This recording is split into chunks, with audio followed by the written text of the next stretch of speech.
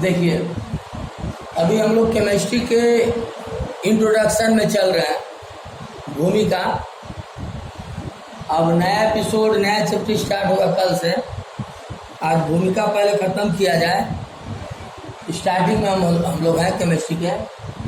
तो आप लोगों को बताया गया था तत्व क्या है, यौगिक क्या है, मिश्रण क्या है। पिछले एपिसोड में आपको बताया गया था तत्व, यौगिक, मिश्रण। अब हम लोग द्रव्यों का तो वर्गीकरण कर चुके थे। तो ये तत्व, यौगिक, मिश्रण में अब हम लोग तत्वों का वर्गीकरण कर रहे हैं। क्लासिफिकेशन ऑफ एलिमेंट, ठीक है ना। भौतिक तथा रासायनिक गुणों के आधार पर तत्वों को 3 भागों में बांटा गया है: धातु, अधातु, उपधातु, ठीक है ना। Metal, non metal, semi conductor, semi metal.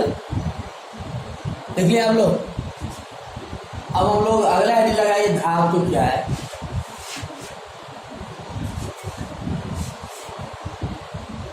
धातु, धातु क्या है।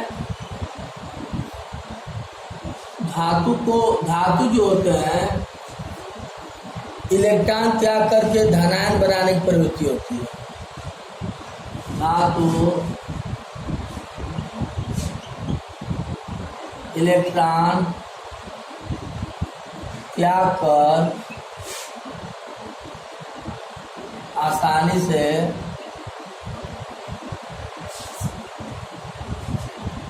धनायन बनाने की प्रवृत्ति होती है।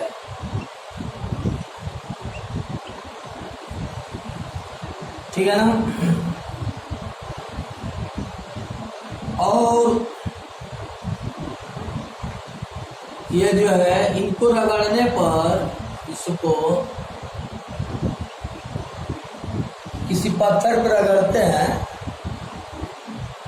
इसको रगड़ने पर चमक उत्पन्न होती है। ठीक है ना। इसको रगड़ते हैं तो चमक उत्पन्न होती है। और कोई गुण जानते हैं धातु के बारे में? और इनके गलनांक व क्वथनांक उच्च होता है।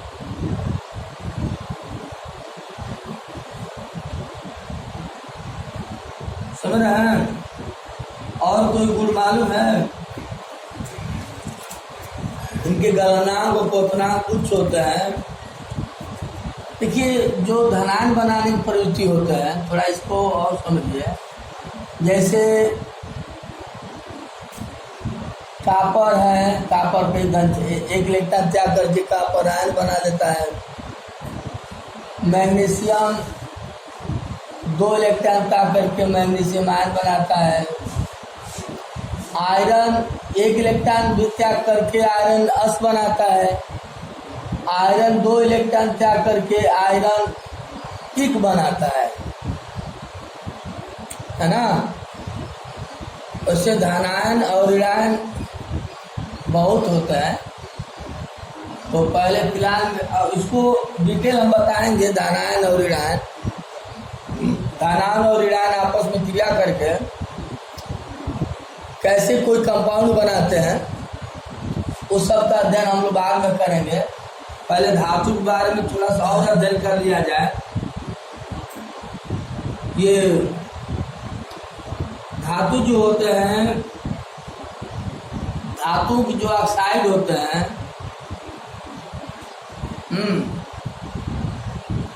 धातुओं के ऑक्साइड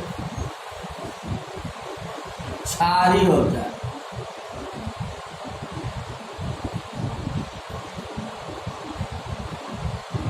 धातुओं के ऑक्साइड जो होता है क्षारीय होता है, और धातुओं को हथौड़े से अगर पीटते हैं तो उसमें फैलने का गुण भी होता है। देख लीजिए, धातुओं को अगर पीटते हैं तो उसमें फैलने का गुण होता है।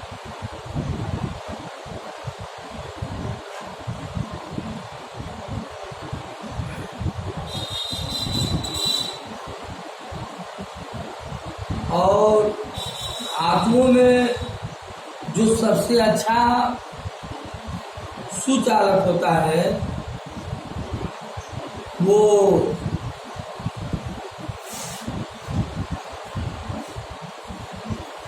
देखिए, सबसे अधिक जो होता है,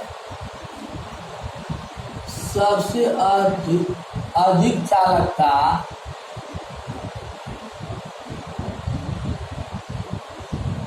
धातु में सबसे अधिक चालकता होता है तो ये होता है सिल्वर का होता है, ठीक है ना। और सबसे कम जो होता है, सबसे कम चालकता लेड का होता है ना। ये सब कॉम्पिटिटिव क्वेश्चन है, पूरा इतिहास में पढ़ाता जा रहा हूँ, उसी इतिहास के भीतर से एक क्वेश्चन आएगा। अब कहाँ से आएगा किसको मालूम नहीं है, पूरा आपको कहानी पढ़ना पड़ेगा, ठीक है ना। तो सबसे अधिक जानिए और सबसे कम जानिए। और ये सिल्वर सबसे अधिक होता है, फिर इसके बाद ये कॉपर होता है, फिर इसके बाद गोल्ड होता है, फिर इसके बाद आयरन होता है, एल्युमिनियम होता है, जिंक होता है, और लास्ट में क्या होता है, PV led, dot dot dot dot, ठीक है ना।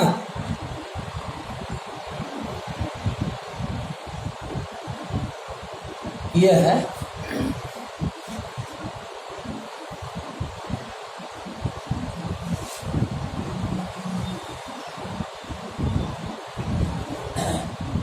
उप धातु के बारे में। आइए, नोट हो गया, उप धातु।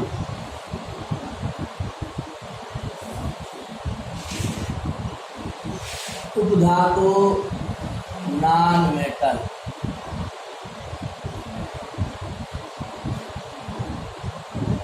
अब इसमें नॉन मेटल जो होते हैं ये इलेक्ट्रॉन ग्रहण करके ऋणायन बनाने की प्रवृत्ति होती है।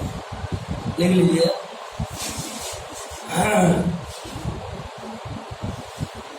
वे तत्व जो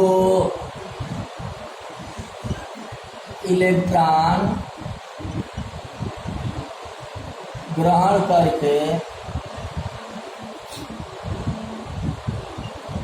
ऋणायन बनाने की प्रवृत्ति होती है, ऋणायन बनाने की प्रवृत्ति होती है।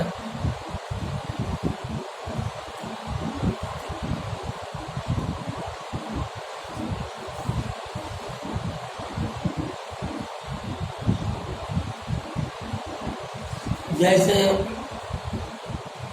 ये क्लोराइड है, ऑक्साइड है, कार्बोनेट है, तमाम है।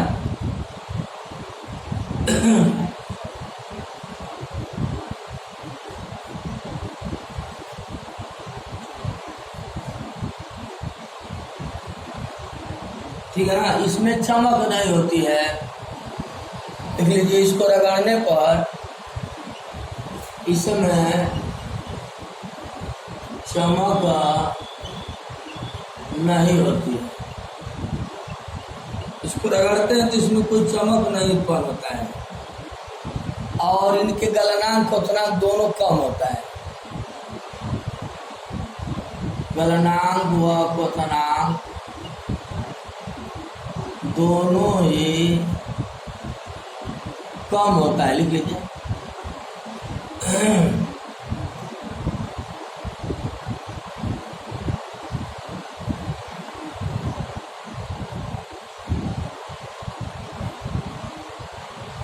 जो धातु होते हैं विद्युत धारा का आसानी से प्रवाह करते हैं, लेकिन अधातु जो है विद्युत धारा का आसानी से प्रवाह नहीं करते हैं। लिख लीजिए।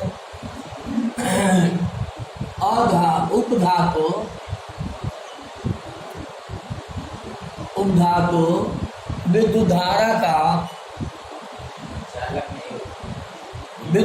का प्रवाह नहीं करती है। जैसे मतलब वैसे लिख लीजिए।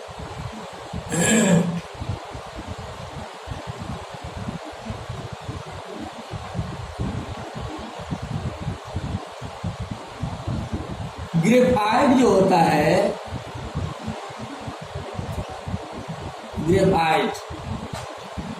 ग्रेफाइट क्या है? अधातु है। क्या है? ग्रेफाइट एक उपधातु है। उपधातु होते हुए भी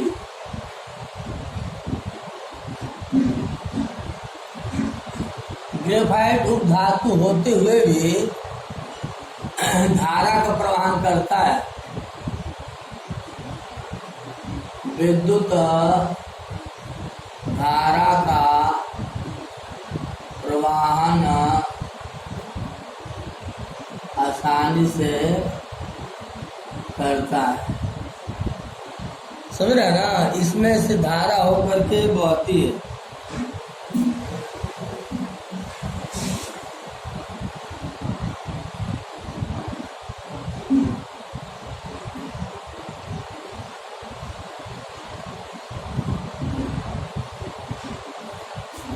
तीसरा हेडिंग लगाइए।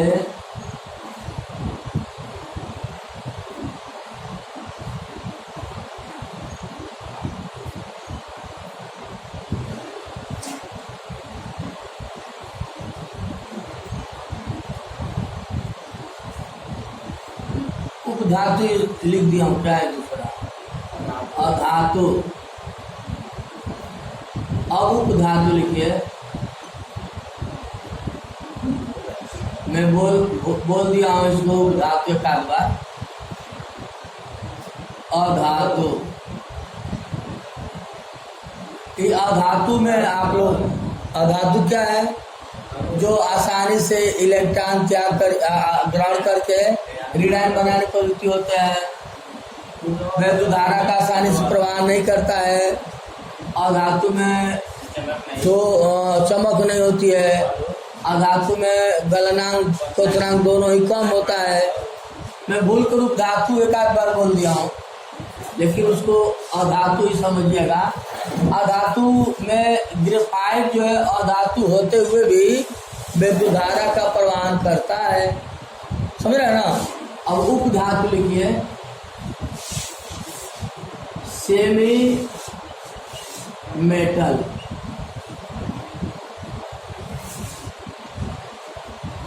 सेमी मेटल लिखिए।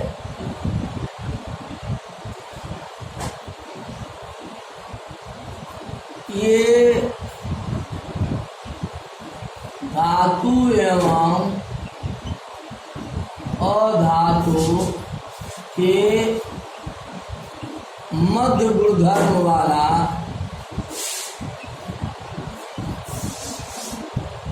तत्व होता है। समझ रहे ना? ये धातु और अधातु दोनों गुण इसमें होता है। ठीक है ना? तो मतलब इसमें थोड़ा थोड़ा धारा का प्रवाह होता भी है और थोड़ा थोड़ा नहीं भी होता है। और ये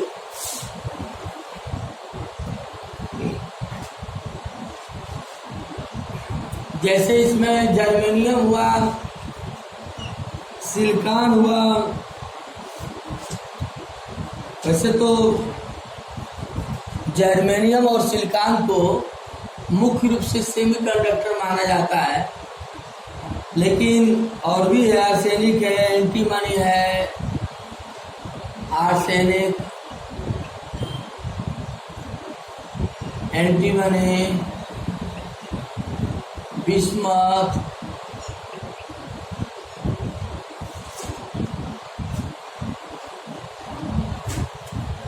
नोट कर लीजिए।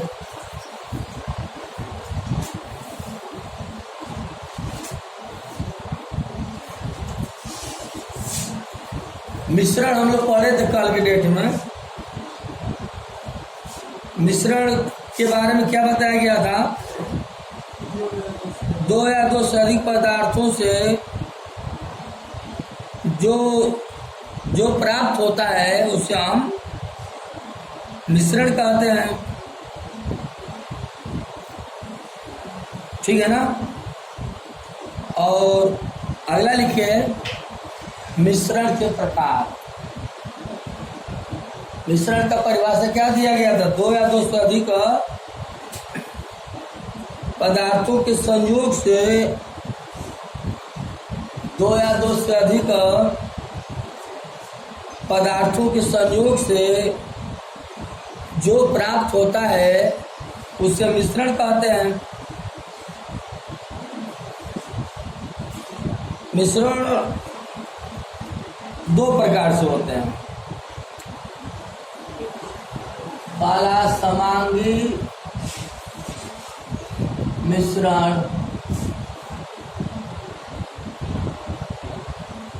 होमोजेनियस मिक्सचर, और दूसरा विषमांगी। पहले होमोजेनियस के बारे में समझ लीजिए।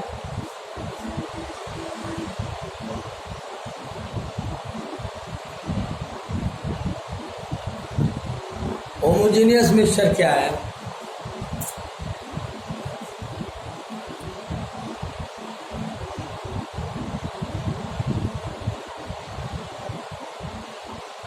अब इसमें क्या है पहले समझिए। जैसे चीनी और पानी मिला देंगे, मतलब एक प्रवस्था में होते हैं। मतलब विलेय और विलायक मिल करके एक प्रवस्था बना लेते हैं, उसे हम समांगी मिश्रण कहते हैं। जैसे पानी में चीनी विलीन हो जाता है ना, मिल जाता है, एक प्रवस्था बना लेता है, तो उसे हम क्या बोलते हैं? समांगी मिश्रण। लिख लीजिए आप। इसमें विलेय के कण तथा विलायक के कण आपस में मिलकर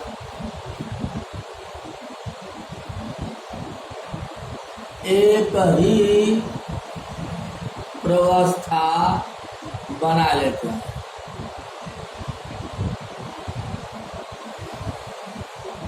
ठीक है ना? एक ही प्रवस्था बना लेते हैं, उसे हम समांगी मिश्रण कहते हैं।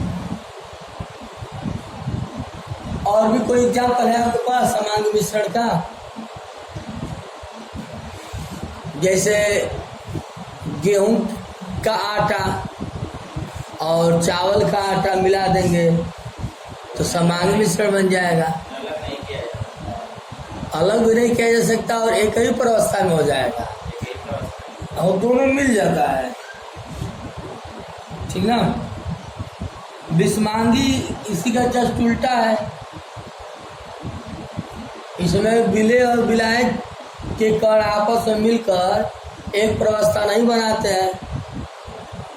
जैसे बालू के कण और आटा, विषाण। हाँ, तमाम एग्जाम्पल है, आप लोग तमाम एग्जाम्पल समझ रहे हैं। ठीक है ना।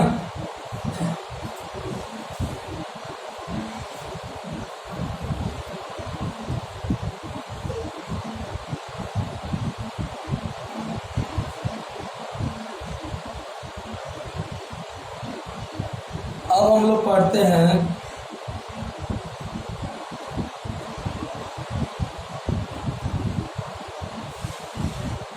ये बहुरूपता तथा अपरूपता। अगला आईडी लगाइए।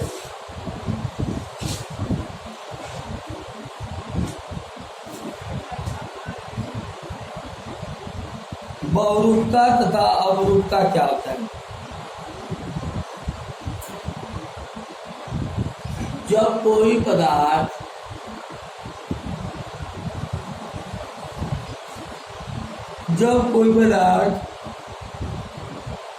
एक ही भौतिक अवस्था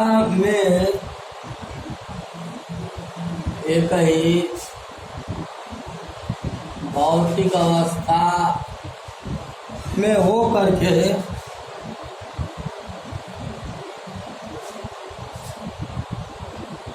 अधिक रूपों में पाया जाता है।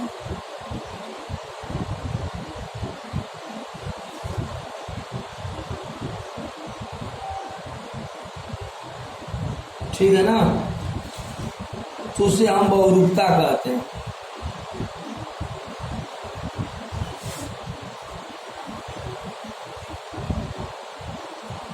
मतलब भौतिक गुणों के आधार पर जब कोई पदार्थ एक ही भौतिक अवस्था में होकर के अधिक रूपों में पाया जाता है, उसे हम बहुरूपता कहते हैं।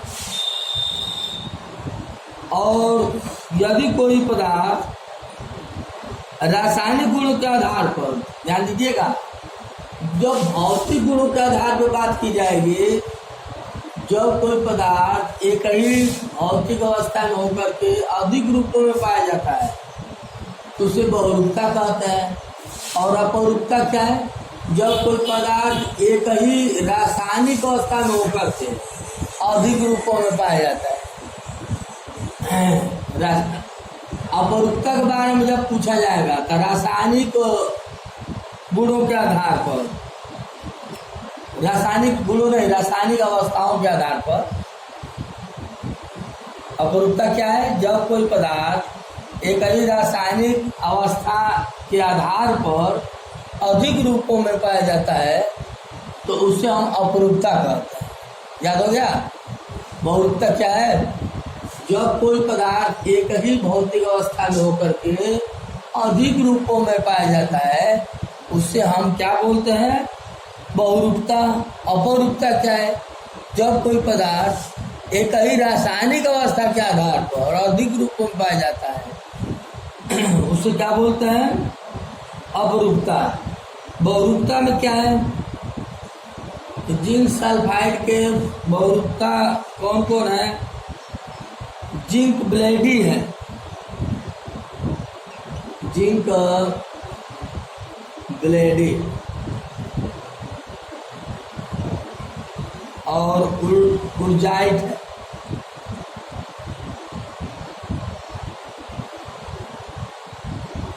कैल्शियम कार्बोनेट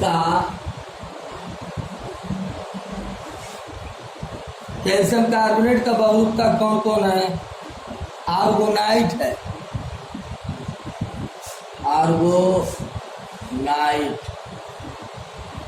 आर्गोनाइट है और एक कैल्साइट है।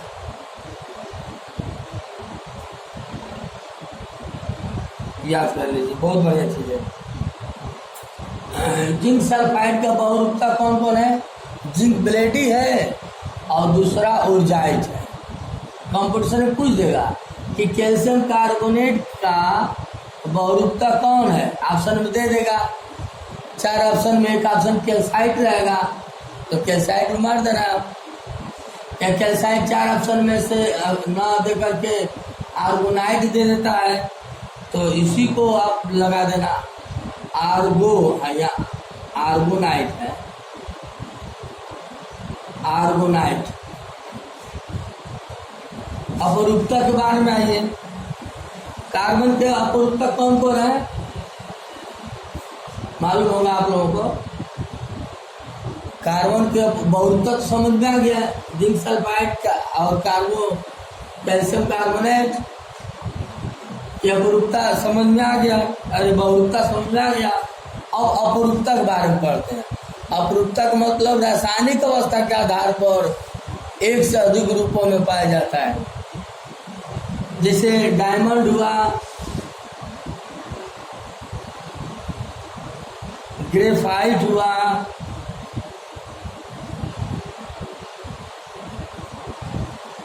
फुलरीन हुआ, फुलरीन है ना, इसको याद कर लीजिए। जय कपीश रामदूत अतुलित बलधामा, अंजनी पुत्र पवन सुत रामा।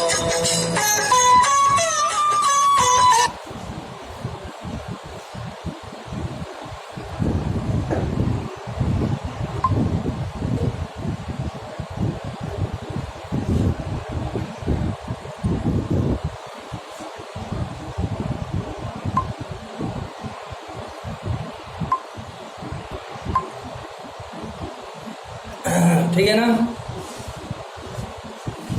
कार्बन के बहुरूपता समझ क्या बोलते हैं, अपरूपता समझ में आ गया है।